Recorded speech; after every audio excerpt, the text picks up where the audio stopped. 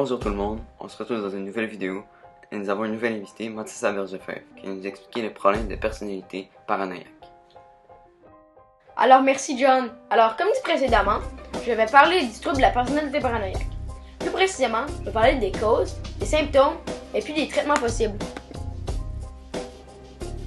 Il y a plusieurs causes et facteurs qui pourraient favoriser le développement du trouble de la personnalité paranoïaque. Cependant, nous ne sommes pas encore sûrs des causes exactes. Voici certaines causes qui pourraient favoriser le développement de cette maladie. Le trouble peut être causé par la consommation d'alcool, de substances toxiques telles la cocaïne ou le LSD ou d'autres drogues comme la marijuana. Comme plusieurs autres troubles de la personnalité ou problèmes psychologiques, le stress peut être un facteur. En effet, plusieurs personnes qui ont eu un traumatisme majeur peuvent subir de problèmes psychologiques.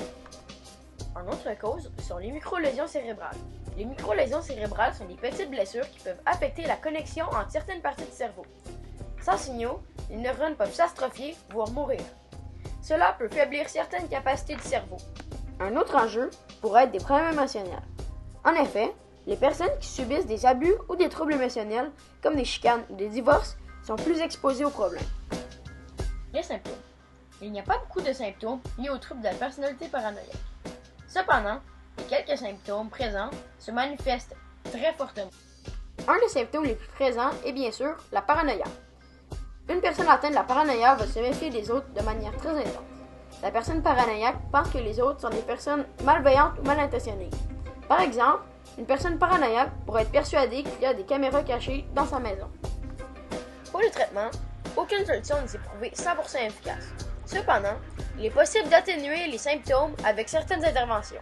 Certaines pratiques, comme la psychothérapie, peuvent être utiles pour prévenir la condition de se transformer en psychose paranoïaque, une condition beaucoup plus sévère. Dans certains cas, si le patient devient violent ou même dangereux pour sa santé et celle des autres, l'hospitalisation peut être nécessaire.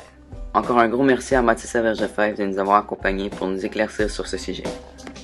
Ah oui, et aussi, n'oubliez pas de vous abonner à la chaîne de John Science